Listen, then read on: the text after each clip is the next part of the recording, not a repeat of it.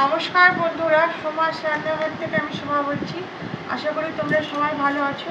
আজকে আমি তোমাদের কাছে একটা বাটার রেসিপি নিয়ে এসেছি, আশা করি তোমাদের ভালো লাগবে। দেখো এখানে কচুমুখী আছে, একটা দেখার জন্য রেখে দিয়েছি। অনেকে গাটি কচু বলে, আমরা কচুমুখী বলি। এটা বাটা করবো, সেই জন্যই কেটে নিয়েছি। আর রসুন নিয়েছি, কাঁচা লঙ্কা নিয়েছি। রসুন কাঁচা লঙ্কা দিয়ে এগুলো পেস্ট করে তোমাদের কাছে ফিরছি। বন্ধুরা, তেল গরম হয়ে গেছে। এখানে দেখো কালো জিরা দিয়ে দিলাম,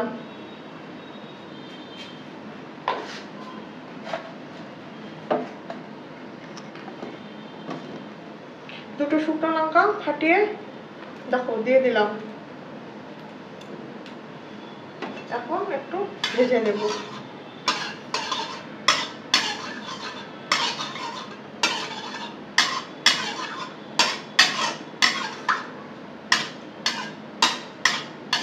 বন্ধুরা, শুরুতে একটা লাইক দিয়ে আমার ভিডিওটা দেখবে।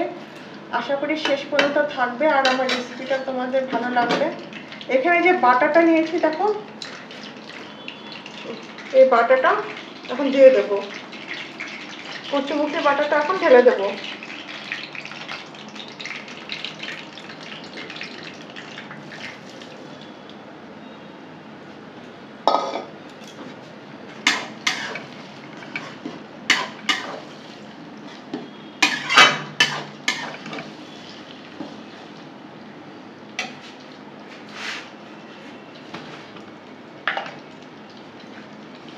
নুন দিয়ে দেবো দেখো বন্ধুরা, পরিমাণ মতো।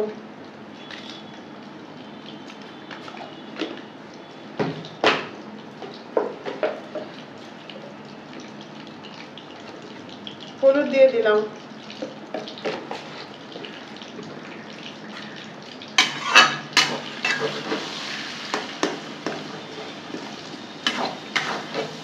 ভালো করে এখন কষিয়ে নেব।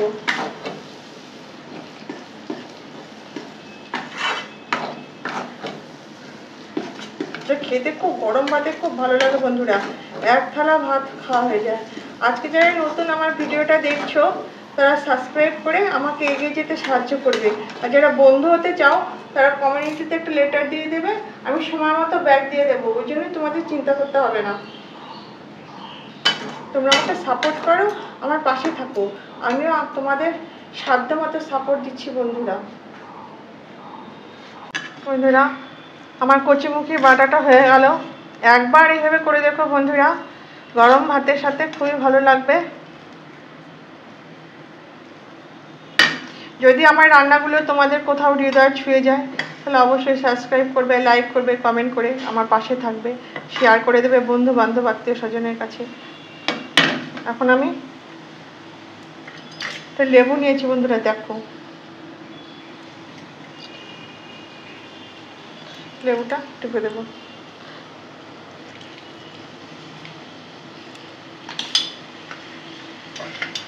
কতগুলো কাঁচা লঙ্কা দিয়ে দিলাম নামানোর আগে।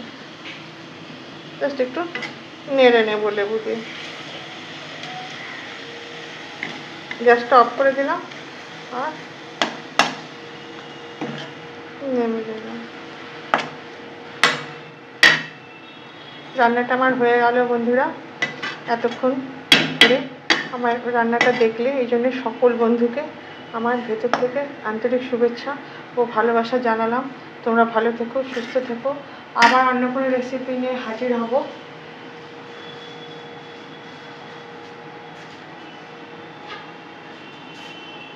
থ্যাংক ইউ বন্ধুরা, দেখো কি সুন্দর লাগছে দেখতে।